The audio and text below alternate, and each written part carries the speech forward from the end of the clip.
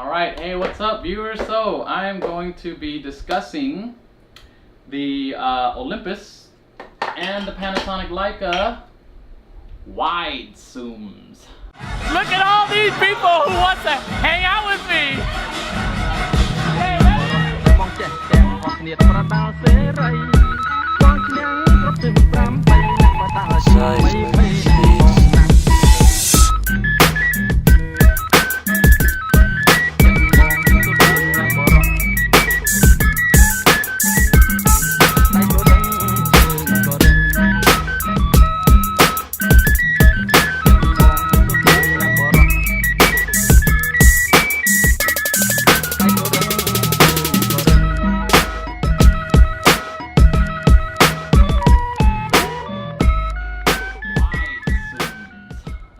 So I have here two lenses that are in the same class of focal length, but their size is almost the same, almost.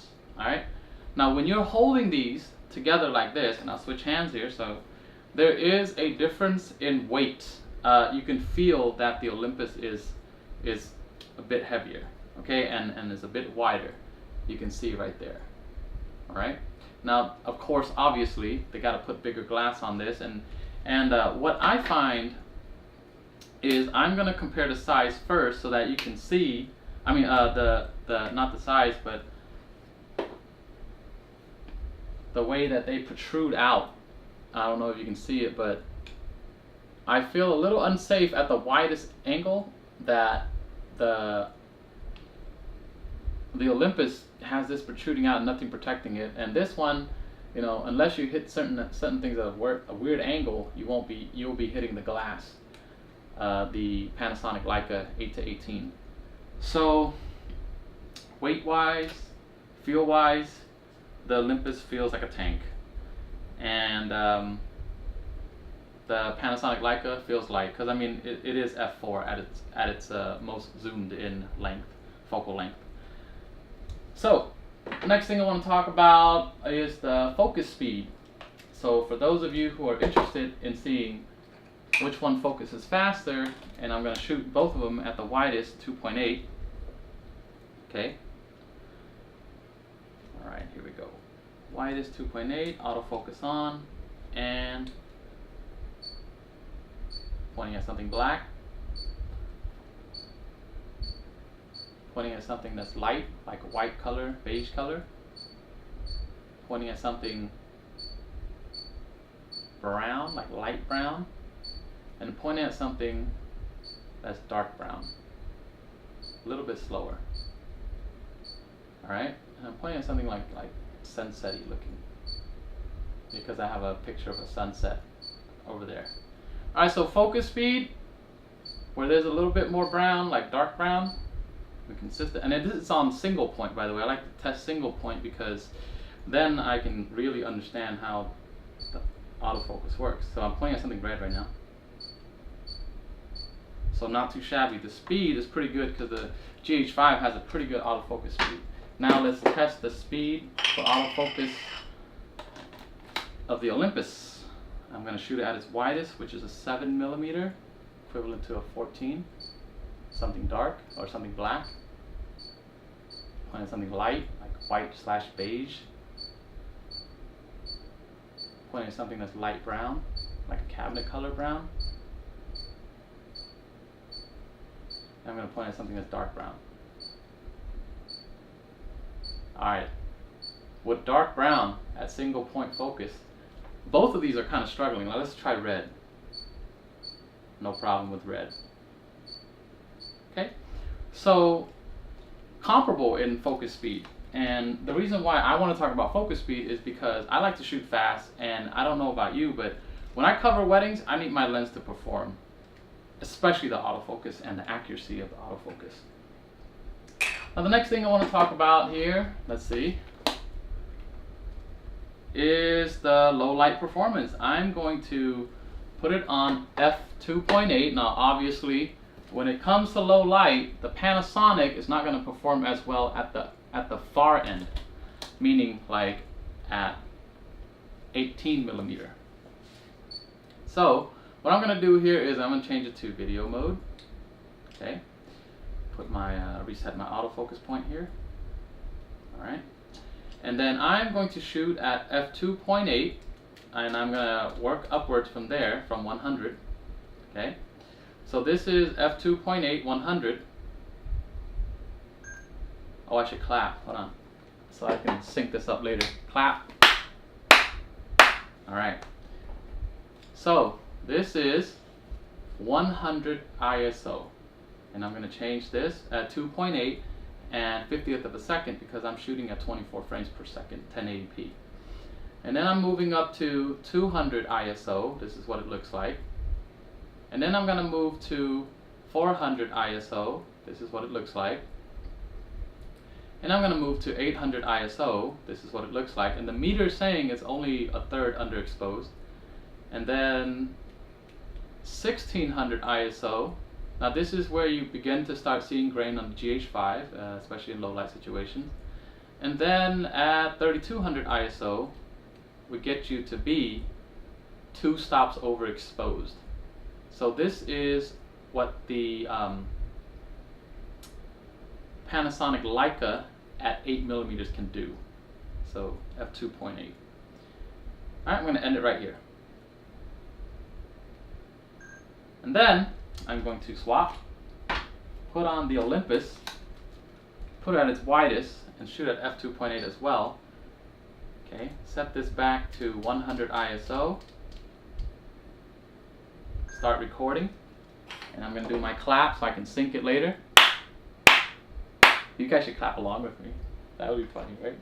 Anyways, so this is 100 ISO. Okay, switching. 200 ISO, again, f2.8, 50th of a second, because I'm shooting at 24 frames per second. 400 ISO. 800 ISO. Oh, I went a little bit up. That's 800 ISO right there. 800 ISO. 1600 ISO. And then 3200 ISO.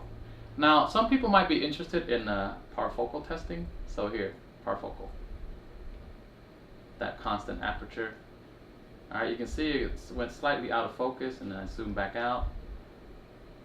Zoom, and I'm focusing again. You see the hunting, and I'm going to zoom forward again. Slightly out of focus. There. I'm pointing at my camera, by the way. So yeah, this is how the Olympus would perform at a constant f2.8, 3200 ISO, and 50th of a second, shoot at 24 frames per second. All right.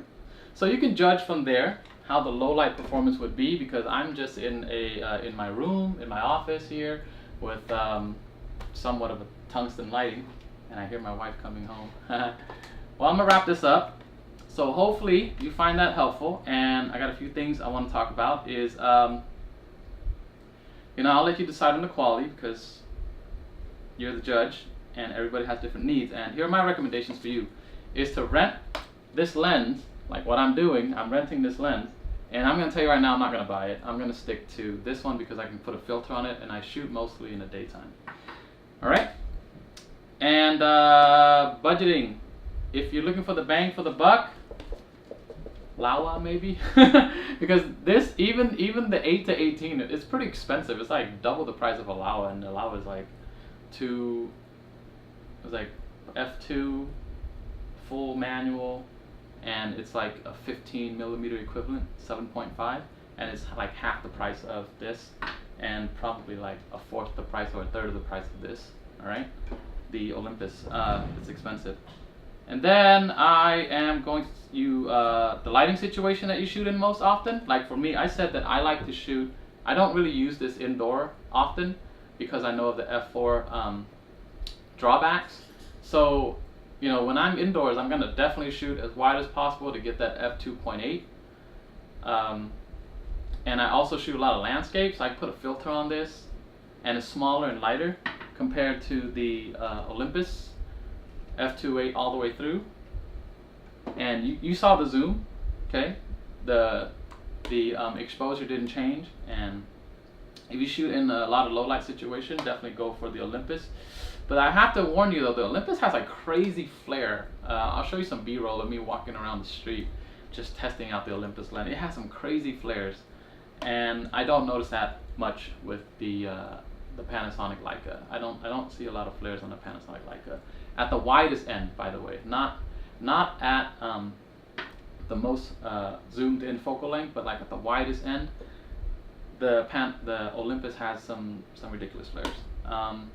Next thing I want to talk about is do you need weather sealing? I do need weather sealing, and both of these have weather sealing. The Laowa, no weather sealing. So if you're trying to go for a wide, those are the top 3 lenses that people are looking at right now, and I would recommend that you really consider these things. Rent and test it yourself, budget for the best bang for the buck for sure, and the resale value, and lighting, environment that you shoot in most often. I personally shoot outside a lot, so like I said that before. And if you need to have weather sealing, because I personally need it, I travel to a lot of places that has that is humid, and I need that weather seal just so that I make sure that my gears don't come back with like fungus or anything like that, because moisture has gotten in, so on and so forth. Okay, so there are a few things I would like to say before I end this video. If you found this helpful, please give me a thumbs up and share it with people who are looking for the same lenses. Or write a thank you on the comment below, because it goes a long way and it helps me stay motivated to create videos like these. If you have any questions, write it down below in the comment section, and if you have any recommendations for me, please write that comment down below as well. And also subscribe if you would like to see more content. Okay, I will be making a lot of videos that and I have a lot of gear to write about and shoot videos about, so I'm gonna do it. And don't forget to use the links below if you plan on purchasing anything from Amazon. Any of these gears you want to buy from Amazon, use the link below. The small commission that I make from Amazon purchases will be used to upgrade my classroom. If you don't know that I'm a teacher already, I'm a full-time teacher, and I do this because I just enjoy talking about gear, and hopefully you will comment, ask me questions, and I love this stuff. And the best part is that you don't pay anything extra when you purchase it using the links below. And I want to thank you for watching, and I'll see you again next time. Hopefully, yeah. Okay, subscribe. Bye. Peace. Oh, and I can like totally turn this off with the click of a button from my iPad right here. So cool. Waiting for it to allow me to remote trigger. Here we go. Detonation in 3, 2, 1.